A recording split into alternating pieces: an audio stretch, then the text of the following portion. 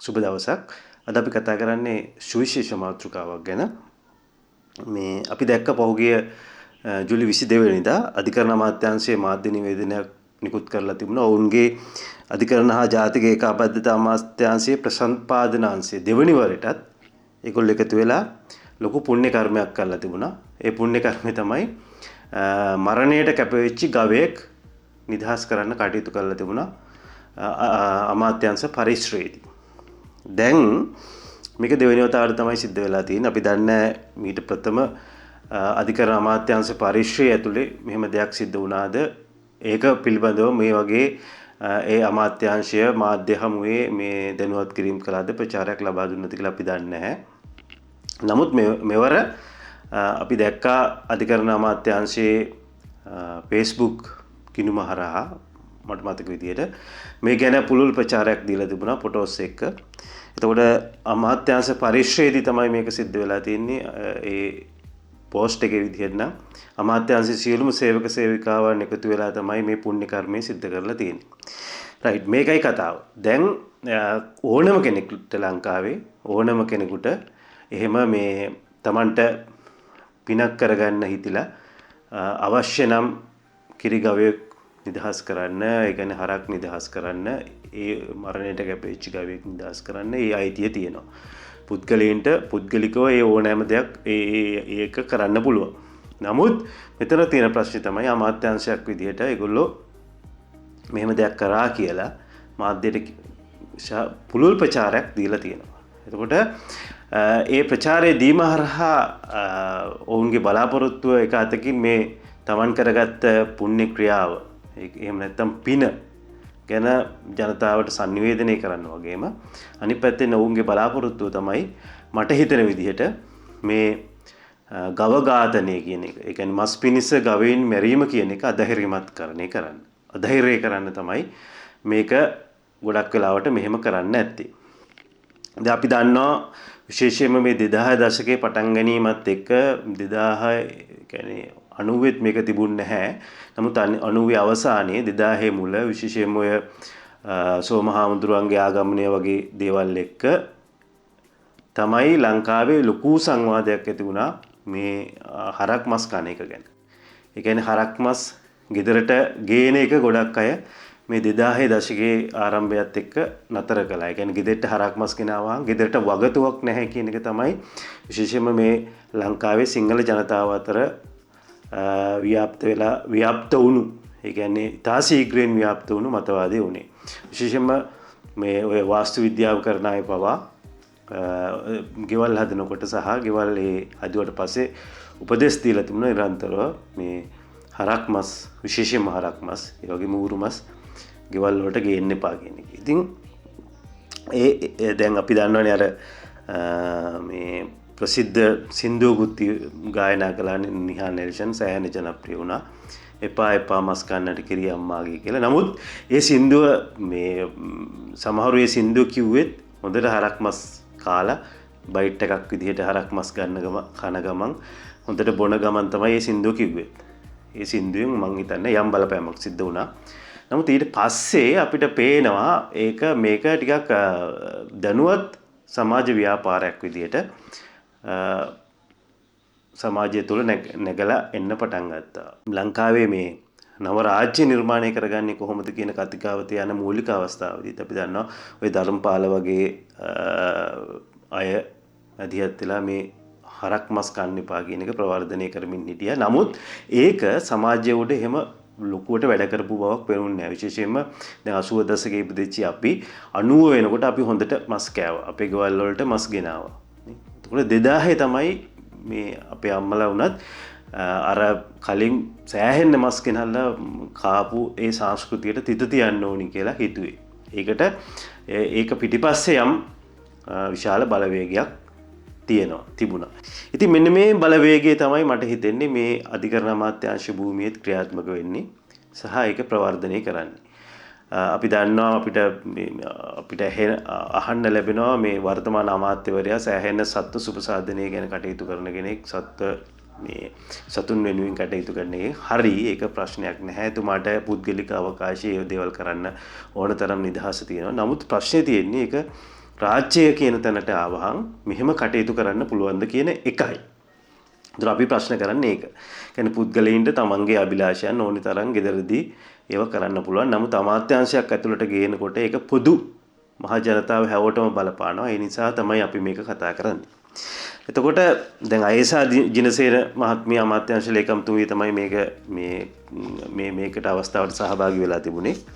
අපිට ඒව ගැටලුවක් නැහැ. නමුත් අපේ ප්‍රශ්නේ තමයි මේ තමන්ගේ සත්ත්ව අවිහිංසාව වගේ දේවල් මේ රාජ්‍යත් එක්ක කොහොමද එහෙම ගැට ගහන්නේ? මොකද අපි මේ සමස්ත ජනගහනය ගත්තොත් ඒ ජනගහනේ සෑහෙන ප්‍රතිශතයක් ඉන්නවා හරක් මස් කන අය. මං හිතන්නේ හරක් මස් නොකන අයට වැඩිය හරක් මස් කන අය මං හිතන්නේ තවමත් බහුතරය. ඉතින් එවැනි අවකාශයක මේ වගේ දෙයක් කරන්නේ කොහොමද කියන ප්‍රශ්නේ තමයි අපි අහන්නේ. අනිත් පැත්තෙන් අපිට තියෙනවා මෙන්න මෙහෙම ප්‍රශ්නයක්. ඒක තමයි දැන් ලංකාවේ දැන් ඔය අපි දැක්ක පහුගිය කාලේ මේ ලාල් කාන්ත ඇමතිවරයා කියලා තිබුණා ඔය ටින් දැන් අපි ටින් මාළු හදන්නේ නැහැ. ඒ ටින් මාළු අපි මේ ටින් මාළු අපි දැන් පිටරටින් ගේන්නේ නැහැ. ටින් මාළු අපිට අවශ්‍ය කියන අපේ දේශීය පරිභෝජනයට අවශ්‍ය ටින් මාළු අපි ලංකාව තුලම හදා ගන්නවා කියන එක. ඒක හරි හොඳයි. ඒ වගේම එතුමා නිරන්තරව සහ එතුමා නෙමෙයි පහුගිය කාලේ පත්වෙච්ච හැම කෘෂිකර්ම ඇමතිවරයාම කියපු දෙයක් තමයි මේ පසු සම්පත මේ සත්ව මේ කර්මාන්තය සෑහෙන දියුණු කරනවා කියන එක. විශේෂයෙන්ම කිරි හරක් කියන්නේ කිරි පිණිස මේ හරකුන් ඇති කිරීමේ කර්මාන්තය අපි කතා කරන්නේ අපි දැන් සෑහෙන කාලයක ඉඳලා කතා කරනවා අපි කිරි වලින් ස්වයං පෝෂිත జాතියක් වෙන්න ඕනි කියලා නේ. එළ කිරි වලින් ස්වයං පෝෂිත జాතියක් වෙන්න ඕනි. මී කිරි වලින් ස්වයං පෝෂිත වෙන්න ඕනි කියලා අපි සෑහෙන කාලයක ඉඳන් කතා කරනවා. මම හිතන්නේ ඒක යම් ප්‍රමාණයකට අපි යම් ඒ කියන්නේ නිෂ්පාදනයේ අපේ සෑහෙන ඉහළ ගිහින් තියෙනවා. ඒ කියන්නේ අපි සමහර වෙලාවට සෑහෙන පිටිකිරි බීපු જાතියක්. නමුත් දැන් අපි දියර කිරි වලට සෑහෙන විදිහට හුරු වෙලා තියෙනවා. ෆ්‍රෙෂ් මිල්ක් අපි සෑහෙන පරිභෝජනය කරනවා. ඒක ඉතාමත්ම හොඳ තත්ත්වයක්. එතකොට ඒකට හේතුව තමයි අපේ මේ කිරි ගොවි කර්මාන්තය කියන එක සෑහෙන උඩ තැනකට ඇහිල්ලා තියෙනවා කියන එක. අපි දන්නවනේ පහුගිය ඔය යහපාලන කාලේ එහෙම දෙමුහුන් කියන්නේ හොඳ බ්‍රීඩ් වල හොඳ වර්ගයේ දෙනුන් ගෙනල්ලා මේ සෑහෙන්න ගසා කෑම් පවා සිද්ධ වෙලා තිබුණා. ඒ කියන්නේ පහුගිය රජයන් වල සෑහෙන මැදිහත් වීමක් මේ මොන ප්‍රශ්න තිබුණත් මේ කර්මාන්තය නගා සිටවීම සඳහා සිද්ධ වෙලා තියෙනවා. ඒක වර්තමාන රජයේ යටතේත් මම හිතන්නේ මේ එක පැත්තකින් මේ මස් කන එක මේ අධෛර්යමත් කරන ගමන් අනිත් පැත්තෙන් මම හිතන්නේ මේ ආණ්ඩුවත් තමන්ගේ ප්‍රමුඛතාවයක් විදිහට අරගෙන මේ කිරි කර්මාන්තය නගා සිටවන්න වැඩ කරනවා. විශේෂයෙන්ම දියර කිරි නිෂ්පාදනයේ ප්‍රෙස් මිල්ක් හදන එක. අනිත් පැත්තෙන් මම හිතන්නේ මී කිරි වගේ දේවල් නිෂ්පාදනය කිරීම පවා අපි මම හිතන්නේ සෑහෙන උද්‍යෝගයෙන් කාලයක් තිස්සේ අපි කරමින් ඉන්නවා. අපි ඒ පිළිබඳව සෑහෙන සාකච්ඡා කරනවා. අපි ඒ ප්‍රතිපත්ති තීන්දුව ගන්නවා. නමුත් එක ප්‍රශ්නයක් මෙතන තියෙනවා. ඒ තමයි හරකුන් මරන්නේ නැතුව. ඒ කියන්නේ අපි පුද්ගලිකව අපි හැවෝම කැමති නෑ හරක් මරන්න. ඒක අපේ පුද්ගලික කැමැත්ත. ඒ කියන්නේ අපි හරි දුකයි හරකෙක් මරනවට නේ. හැබැයි ප්‍රශ්නේ තියෙන්නේ ප්‍රායෝගික තලයට ආවහම මේ කිරිහරක් කර්මාන්තය කරන්න පුළුවන්ද හරකුන් මරන්න නැතුව කියන ගැටලුව තියෙනවා. විශේෂයෙන්ම දැන් ලංකාවේ මස් වෙනුවෙන් ඒකත් එක ප්‍රශ්නයක්. අපි මස් වෙනුවෙන් හරකුන් ඇති කරන්නේ නැහැ. මම හිතන්නේ මම දන්නේ මේ කලාතුරකින් තියනවාද කියලා. නමුත් මස් වෙනුවෙන් අපි හරකුන් නැති කරන්නේ නැහැ. ඒ නිසා එක පැත්තකින් අපිට රසවත් හරක් මස් හම්බ වෙන්නේ නැහැ කන්න. අපි කන්නේ අර අපි කියනවනේ මේවා නිකන් රබර් වගේ හපන්න බෑ රබර් වෙනවනේ. අපි සෑහෙන්න වෙලා ස්ලෝ කියන්නේ සෑහෙන්න වෙලා කුක් කරලා තමයි හරක් මස් කන්නේ. මොකද එහෙම නැත්තම් ඒව මෘදු වෙන්නේ නැහැ. එහෙම ප්‍රශ්න තියෙනවා. එතකොට රසවත් හරක් මස් අපිට හම්බ වෙන්නේ නැහැ මේ ප්‍රශ්නේ හින්දා. ඒ කියන්නේ අපි මස වෙනුවෙන්ම හරකුන් නැති කරන්නේ නැති නිසා. එතකොට ලංකාවේ හරක් මස් කර්මාන්තය රැඳිලා තියෙන්නේ මේ කිරි කර්මාන්තයේ බයි ප්‍රොඩක්ට් එකක්. එහෙම නැත්නම් ඒකේ අතුරු ප්‍රතිඵලයක් විදියට. ඒ කියන්නේ අපි කිරි වෙනුවෙන් හරකුන් නැති කරනවා. ඒ කිරි වෙනුවෙන් හරකුන් නැති කරනකොට ඒ කිරි දෙනුන් වයසට ගියහන් අපි ඒව මසට දෙනවා. අනිත් පැත්තෙන් මේ කිරි දෙනුන් ඒ කියන්නේ කිරි දෙනුන් නැති කෙනෙකුට පැටවුන් හදනකොට පිරිමි පැටවුන් සෑහෙන ප්‍රමාණයක් ඉපදෙනවා. යම් සැලකිය යුතු ප්‍රමාණයක්. එතකොට අපිට ඒ පිරිමි පැටවුන් යම් කාලයකදී අපි ඔවුන් විකුණනවා. මොකද ඒ අත්‍යවශ්‍ය නැහැ. අත්‍යවශ්‍ය නැහැ. අනික තමයි ඔවුන්ට කන්න දෙන්න ගියහන් නඩත්තුවට ගියහන් ඒක වෙන වියදමක් යනවා. එතකොට ඒක කිරි නිෂ්පාදනයේදී ඒක ප්‍රශ්නයක්. ඒතකොට කිරි නිෂ්පාදනයේදී මේක ලාභදායී විදිහට වාණිජ්‍ය විදිහට කරනකොට අපිට මේ පිරිමි ගවයන් මේකෙන් ගවයින් මේ තියාගෙන පිරිමි හරකුන් තියාගෙන මේ වැඩේ කරන්න බෑ. එතකොට අපි විකුණලා දානවා. සමහරුන් අපි දන්නවා කරත්ත දැන් නම් ඒක එච්චරම් සිද්ධ වෙන්නේ නැහැ. නමුත් එක වැඩවලට අපි මේ ගවයින් මේ තෝරගෙන අපි මේ පාවිච්චි කරනවා. නමුත් ඒකත් යම් ප්‍රමාණයකට ගියහන් ඒ කියන්නේ වයසට ගියහන් අපි ඒ හරකුණුත් විකුණලා දානවා. එතකොට ලංකාවේ මස් කර්මාන්තයේ හරක් මස් කර්මාන්තයේ තියෙන්නේ මෙන්න මේක උඩ. රයිට්. අපි දැන් ටිකක් සංඛ්‍යාලේඛන දත්ත වලට යන්. දැන් මේක තමයි මගේ මේ ප්‍රවේශය. මම කියන්නේ මේක කොච්චර පරස්පරද කියලා. කියන්නේ අමාත්‍යාංශයක් විදිහට රාජ්‍ය ආයතනයක් ලංකාවේ ප්‍රමුඛ අමාත්‍යාංශයක් තමන්ගේ අමාත්‍යාංශයේ එක් වැඩක් විදිහට මේ ගවමස් අනුභවය අධෛර්යමත් කරනවා. අනිත් පැත්තෙන් අපේ කෘෂිකර්මී අපි කාලයක් තිස්සේ මේ මස් වලින් කොහොමද ස්වයං පෝෂිත වෙන්නේ, අපේ ප්‍රෝටීන අවශ්‍යතාවයන් කොහොමද සම්පාදනය කරගන්නේ කියලා කතා කරනවා. ඒතකොට මේ දෙක අතර තියෙන යම් පරස්පරයක්. ඒක තමයි මේ පරස්පරය තමයි මම ප්‍රශ්න කරන්නේ. ඒතකොට මේක තමයි ප්‍රවේශය. රයිට්. අපි දැන් දැන් ලංකාවේ අපි ඔය ගත්තොත් ඔය ඉබාගාත යන මේ හැම මේ හරකෙක්ම ගණනය කළොත් ලංකාවේ කියනවා මේ සමස්ත ගව ගහණය මිලියන 1.1ක් ඒ කියන්නේ ලක්ෂ 10ක් මේ ලංකාවේ ඉන්නවා මේ එළහරක් ලක්ෂ 10ක් ඉන්නවා. හරිද? එතකොට මෙන්න මේකෙන් මේ කිරි දොවන එළ දෙනුන් ඉන්නේ 3,50,000ක් වගේ. 3,50,000ක් ඒක හරියටම ගත්තොත් 3,51,000ක් විතර. ඒකේ මේ ජනහා සංඛ්‍යාලේඛන දෙපාර්තමේන්තුවේ 2021-25 අතර කාලයේ දත්ත ඒ වගේම මේ පාංශු සම්පත් දෙපාර්තමේන්තුවේ වාර්ෂික 2022-23 දත්ත වලට අනුව තමයි මම මේ කතා කරන්නේ. එතකොට ලංකාවේ ලක්ෂ 11ක් ලක්ෂ කියන්නේ මේ මිලියන 1.1ක් ඉන්නවා මේ ගවයෝ. කියන්නේ හරක් මිලියන 1.1ක් ඉන්නවා. ඒකේ කිරි දෙනුන් ඉන්නවා 3,50,000ක්. ඒ 3,50,000 අතරෙත් මේ දේශීය එළදෙනුන්, ඒ කියන්නේ දේශීය වර්ගවල එළදෙනුන් 2,45,780ක් වගේ තමයි ඉන්නේ. දෙමුහුන් එළදෙනුන් ඉන්නවා මෙතනත් 1,05,370ක්. එතකොට මේ දෙකේ එකතුව ගත්තොත් 3,51,150ක් මේ කිරි දෙනුන් අපි කිරි ගන්න දෙනුන් ඉන්නවා. එතකොට ඒ වගේම මේ අපේ මීකිරි කර්මාන්තයක් තියෙනවා. මීහරක් ගත්තොත් එහෙම ලක්ෂ 3ක් විතර ලංකාවේ මීහරක් ඉන්නවා. දැන් ඉස්සර නම් මීහරක් අපි මේ කිරි වලටත් වැඩිය අපි මීහරක් පාවිච්චි කරේ මං හිතන්නේ කුඹුරු වැඩවලට. නමුත් දැන් කුඹුරු වැඩවලට ඒක යන්ත්‍ර සූත්‍ර මාර්ගයෙන් කරන නිසා කුඹුරු මැඩවීම වගේ දේවල් වලට මීහරක් පාවිච්චි කරන්නේ නැහැ. දැන් ගොඩක් මීහරක් කර්මාන්තේ පදනම් වෙලා තියෙන මීකිරි කියන එකත් එක්ක. එතකොට සමස්තයක් විතර ලංකාවේ මීහරක් ලක්ෂ 3ක් විතර ඉන්නවා කියලා තමයි මේ සංඛ්‍යා දත්ත කියන්නේ.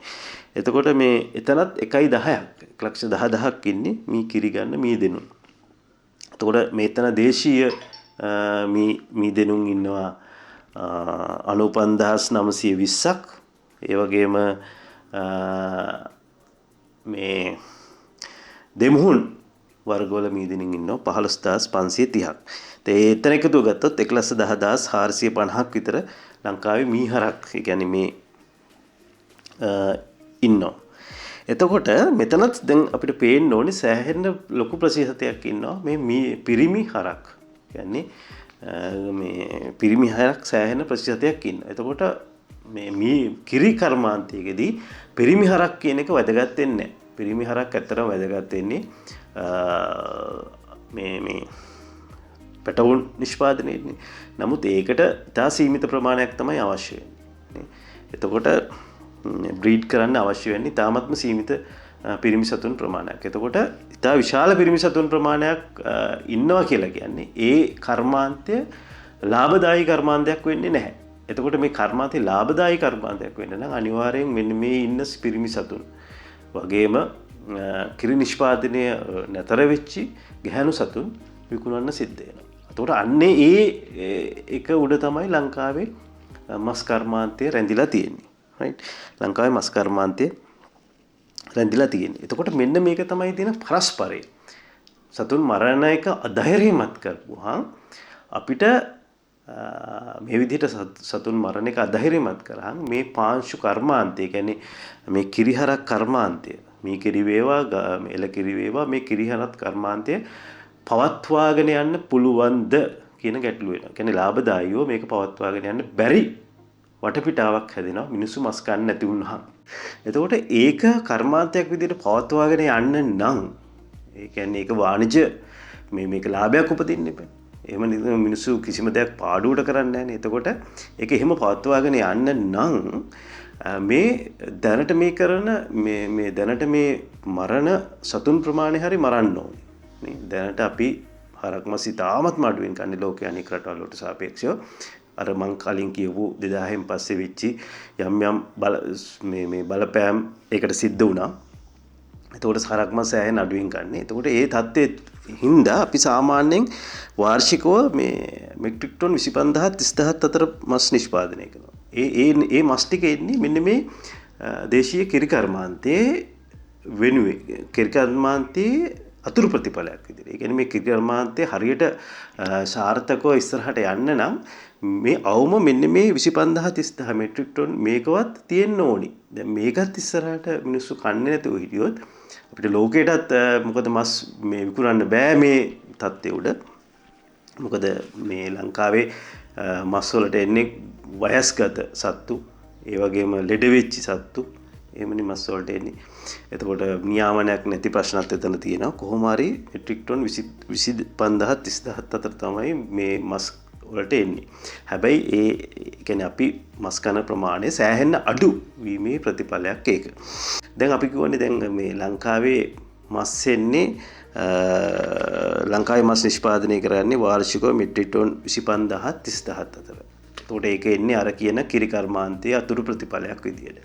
එතකොට ඒ කිරි කර්මාන්තයට ඒක කරන්න වෙනවා තමන්ගේ කර්මාන්තයේ ලාභදායී විදියට පවත්වාගෙන යන්න නම්. එතකොට මේ කිරි කර්මාන්තේ කවුරු හරි මීටත් වැඩිය දියුණු කරන්න හිතනවා නම් පාලකයෙක් හරි කවුරු හරි මේ මස් ලංකාවේ මිනිස්සු මස් කන ප්‍රමාණය දැන්ට 25000 30000 අතර ප්‍රමාණය මේක ඩබල් දෙගුණයක්වත් කරන්න ඕනේ. එතකොට එහෙම කරොත් තමයි මේ කිරි කර්මාන්තය මීට වැඩිය ලාභදායී විදිහට අපිට කරන්න පුළුවන්. අපි කිරි වලින් ස්වයං පෝෂිත කරන්න කල්පනා කරනවා නම් ලංකාව කිරි වලින් ස්වයං පෝෂිත කරන්න කල්පනා කරනවා නම් මම හිතන්නේ අපි ඒක කරන්න ඕනේ. ඒක කරන්න කියන්නේ ප්‍රායෝගිකව ඒක නොකර අපිට ඒක මේ කිරි කර්මාන්තය දියුණු කරන්න බෑ. හරි. එතකොට ඒක. දැන් ලංකාවේ අපි ගත්තොත් මම කිව්වා දැන් අපි මස් පිණිස හරකුන් නැති කරන්නේ නැහැ. එතකොට අපිට ගුණාත්මක මස් හම්බ වෙන්නේ නැහැ. අපි කන්නේ ඊටාත්ම මේ ඒ කියන්නේ රසවත් මස් නෙමෙයි අපි කන්නේ. අපි අර දැන් අපි හම්බෙන මසුත් ඒ කියන්නේ අපි කන්නේ සෑහෙන්න මේ කුක් කරලා සෑහෙන්න මේ වෙලාවක් ලිපේ තියලා තමයි කන්නේ. මොකද ඒ සෑහෙන්න වෙලාවක් ලිපේ තිබ්බේ නැත්නම් හපන්න බෑ. නේ හපන්න බෑ මෘදු වෙන්නේ නැහැ. දැන් හරක ගත්තොත් හරක් මස් කන අය දන්නවා. හරක ගත්තොත් හරකගේ මස් වර්ග කොච්චර තියෙනවද කියලා. හරකගේ මස් කලාපයන් කොච්චර තියෙනවද. ඒවැ එකිනෙකට වෙනස් රසයන් තියෙනවා. නමුත් ලංකාවේ අපිට ඒ රසයන් ඒ වෙනස් රසයන් අත්විඳින්න බෑ. මේ මස් කර්මාන්තයක් අපේ නැති නිසා. නමුත් අපි යම් ප්‍රමාණයකට හරි මේ රතු මස් අවශ්‍යතාවය අපිට අපි සපුරගන්නේ මෙන්න මේ කියන කිරි කර්මාන්තය නිසා. එතකොට මේ අම්මතිවරු වගේ මේගොල්ලෝ කරන වැඩෙන් අපිට ඒකත් සමහර වෙලාවට නැති වෙන්න පුළුවන්. එක එකක්. ඉතින් ඊට අමතරව අපි විශාල ප්‍රමාණයක් දැන් අපි අර මස් කර්මාන්තයක් අපිට නැති නිසා විශේෂයෙන්ම මේ සංචාරක කර්මාන්තය වගේ දේවල් ඒ වගේම සල්ලිකාරයෝ අපි දන්නවනේ පිටරටකින් හොඳට මේ මස් පිණිස ඇති කරන ගවයින්ගේ මස් කාලා කන මිනිස්සු ඒ රස දන්නවා. එතකොට ඒගොල්ලන්ගේ විශාල ඉල්ලුමක් තියෙනවා. ඒ ඉල්ලුම වෙනුවෙන් ලංකාව විශාල ප්‍රමාණයක් මස් ආනයනය කරනවා. විශාල ප්‍රමාණයක් මස් ආනයනය කරනවා. ඒක සාමාන්‍යයෙන් වර්ෂයකට දැන් 2024 සීතකල මස් සීතකල අස්ති රහිත මස් සීත කරපු ඇට නැති මස් මෙට්‍රික් ටන් 81ක් විතර ලංකාවට ඇහිලා තියෙනවා. එතකොට ඒකෙන් ඒක අපනයනය කරන්න අපිට ආනයනය කරන්න අපිට ඇමරිකානු ඩොලර් 7,71,000ක් ගිහින් තිනවා. 7,71,000. හරිද? මේක මේ ලෝක බැංකු දත්ත, රේගු දත්ත, ඒ වගේම අර මේ සෞඛ්‍ය දෙපාර්තමේන්තු දත්ත වලින් තමයි මම කියන්නේ. ඇමරිකානු ඩොලර් 7,71,000ක් ගිහින් තිනවා. මම හිතන්නේ ඒකත් විශාල විදේශ විනිමයක් පිටරටට යනවා. මේ වාර්ෂිකව අපි මේ සංචාරක කර්මාන්තය වෙනුවෙන් සහ මේ මස් රසවතුන් වෙනුවෙන් හරක් මස් ආනයනය කරන්න. එතකොට ඒකිනුත් අපි 87.6ක් ඕස්ට්‍රේලියාවෙන් තමයි ආනයනය කරන්නේ. අපි දන්නවා ඕස්ට්‍රේලියාව කියලා කියන්නේ මස් වෙනුවෙන් හරක් ඇතිගෙන ප්‍රධාන රටක්. ඒ වගේම ඇමරිකා එක්සත් ජනපදයෙන් 70.4ක් ගේනවා. බ්‍රසීලිය වගේ රටවල් වුණත් අපි 4.9ක් මස් ආනයනය කරනවා. එතකොට මේකට හේතුව තමයි අපේ මස් කර්මාන්තයක් නැතිවීම. එතකොට ඒ නිසා එක පැත්තකින් දැන් අපි මේවා ප්‍රවර්ධනය කරන් අපි මස් කර්මාන්තයක් නැති වුණාම අපේ විදේශ විනිමයත් සෑහෙන ප්‍රමාණයක් එළියට යනවා මෙන්න මේ ප්‍රශ්නේ නිසා. ඒ හින්දා මං හිතන්නේ මේවා කරන මිනිස්සු ඒව ගැනත් හිතන්න අවශ්‍යයි. ඊගාව එක තමයි දැන් මේ අපි සමස්ත මේ ආනයනය අපි ගත්තොත් මේ අවුරුද්දකට මෙට්‍රික් ටන් 80ත් 100ත් අතර ගේනවා. ඒක ගත්තොත් දේශීය පරිභෝජනයෙන් අපි දේශීය පරිභෝජනයක් තියෙනවනේ අපිට මස් ඒ පරිභෝජනයේ 100%ක් වගේ තමයි. දැන් අපි සාමාන්‍යයෙන් රතු මස් කියලා ගන්නේ හරක් මස්, ඌරු මස්, එළු මස්, බැටළු මස් වගේ ඒවා. එතකොට මිනිසුන්ට රතු මස් ඉතාමත්ම අත්‍යවශ්‍යයි. මොකද මිනිහා කියලා කියන්නේ සර්ව භක්ෂකයෙක්. ඒ කියන්නේ ශාක කොටස් වගේම සත්ව කොටසුත් ඔහු ආහාරයට ගන්නවා. එතකොට මේ මිනිසුන්ගේ යහපැවැත්ම වෙනුවෙන් මේ රතු මස් කියන එක ඉතා අත්‍යවශ්‍යයි. දැන් අපි දන්නවා පහුගිය කාලේ රතු මස් වලට සෑහෙන ලොකු විරෝධයක් ඇතුවා. ඒ විරෝධය ඇතුළේ තියෙන යම් දේශපාලනයක්. දැන් හදවත් රෝග සහ රතු මස් අතර යම් සබැදියාවන් තියෙන්න පුළුවන්. නමුත් ඒවා ඉතාමත්ම වැඩි විදිහට උලුප්පල ගනිමින් ඇති කළා. නමුත් සමහර දැන් අලුත් මේ පර්යේෂණ වාර්තා වගේ දේවල් වලින් කියනවා ඒක එහෙම නෑ කියන එක. ඉතින් ඒ නිසා මම හිතන්නේ අර පොල් තෙල් ගැන අපි ලොකු කතිකාවක් දෙන පොල් තෙල් වලින් මෙහෙම වෙනවා කියලා. පොල් කිරි ගැන අපේ තිබුණා. ඒ වගේ මේ අපි දන්නවා අජිනමොටෝ ගැන තියෙනවා. ඒ වගේ තමයි මේ රතු මස් ගැනත් ලොකු බීතිකාවක් හදලා තියෙනවා. මම හිතන්නේ ඒක ලෝකේ පුරාමත් යම් ප්‍රමාණයකට ඇති ලංකාවෙත් තියෙනවා. ඉතින් ඒක බලපාලා තියෙනවා. එතකොට දැන් අපි සාමාන්‍යයෙන් ගත්තොත් ලංකාවේ කොච්චර මේ හරක් මස් කනවාද කියලා හිතුවොත් ලංකාවේ මට හිතා ගන්න බෑ ඇත්තටම. ලංකාවේ මිනිස්සු මේ වාර්ෂිකව කිලෝ 1.2ත් 1.4ක් තමයි හරක් මස් කන්නේ. ඌරු මස් 0.4ක් කියලා කියන්නේ. එළු මස් 1.1ක් කියලා තමයි මේ සංඛ්‍යා දත්ත කියන්නේ. මට මේක හිතා ගන්න අමාරුයි. කොහොම වුණත් රතු මස් ගත්තොත් පොදුවේ රතු මස් ගත්තොත් ලංකාවේ මිනිස්සු අවුරුද්දකට රතු මස් කිලෝ 2ක් විතර වගේ තමයි කනවා කියලා කියන්නේ මේ වාර්ෂික පරිභෝජනය අවුරුද්දකට. එතකොට දැන් ප්‍රධාන ප්‍රශ්නේ තමයි මේ රතු මස් කිලෝ 2ක් පුද්ගලයෙක් රතු මස් කිලෝ 2ක් මාසෙකට අවුරුද්දකට කාලා එතකොට මේක බෙදන්න 12න් මාසෙකට කොච්චරද ඒක මේ 30න් බෙදුවහම දවසකට කොච්චරද කියලා වගේ අපිට එනවා. මේ ප්‍රමාණය කාලා අපිට ඇතිද? අපේ මේ ශරීරයේ යහපැවැත්මට ඒක ප්‍රමාණවත්ද කියන ප්‍රශ්නය එනවා. දැන් මේ අධෛර්යමත් කරන අය මේවා ගැනත් හිතන්න ඕනේ. විශේෂයෙන්ම මේ හරක් මස් කියලා කියන්නේ මේ රතු මස් වල හරක් මස් කියලා කියන්නේ අපි දන්නවා අපිට අපේ ශරීරයේ යහපැවැත්මට ප්‍රෝටීන් අවශ්‍යයි. ඒ ප්‍රෝටීන් ඇමයිනෝ අම්ල හරහා තමයි තියෙන්නේ. හරහා තමයි එන්නේ. මේ අපිට අවශ්‍ය ඇමයිනෝ අම්ල හැම ජාතියක්ම ඇමයිනෝ අම්ල ඒ කියන්නේ ඒ හැම දෙයක්ම අඩංගු පූර්ණ ප්‍රෝටීන තියෙන කියන්නේ පූර්ණ ප්‍රෝටීන මූලාශ්‍රයක් තමයි හරක් මස් කියලා කියන්නේ. එතකොට හරක් මස් අපි මෙහෙම අඩුවෙන් කන නිසා අපිට මොකද වෙලා තියෙන්නේ? ඒ කියන්නේ අපේ වර්ධනය බාල වෙලා තියෙනවා. විශේෂයෙන්ම දරුවන්ට දැන් හරක් මස් ඉස්සර අපි 80 ඉපදිච්ච මිනිස්සු අපි 90 වෙනකොට පොඩි කාලේ අපි හරක් මස් හොඳට කෑවා. අපේ ගෙවල් වල මාසෙකට මේ දවසක් දෙකක් තුනක් අපිට හොඳට හරක් මස් දුන්නා. එතකොට හරක් මස් නැති වුණාම ප්‍රධාන එකක් තමයි වර්ධනය බාල වෙනවා. දැන් සමහරු කියනවා දැන් අපේ ඉස්සර මේ මිනිස්සු සහ අද බැලුවහම උස ප්‍රමාණය එන්න අඩු වෙන තත්ත්වයක් තියෙනවා. එතකොට වර්ධනය බාල වෙනවා. කුරු තමයි නැතිවීමේ ප්‍රවණතාවයක් තියෙනවා මේ නිසා කියලා සමහර පෝෂණ විද්‍යාඥයෝ කියනවා.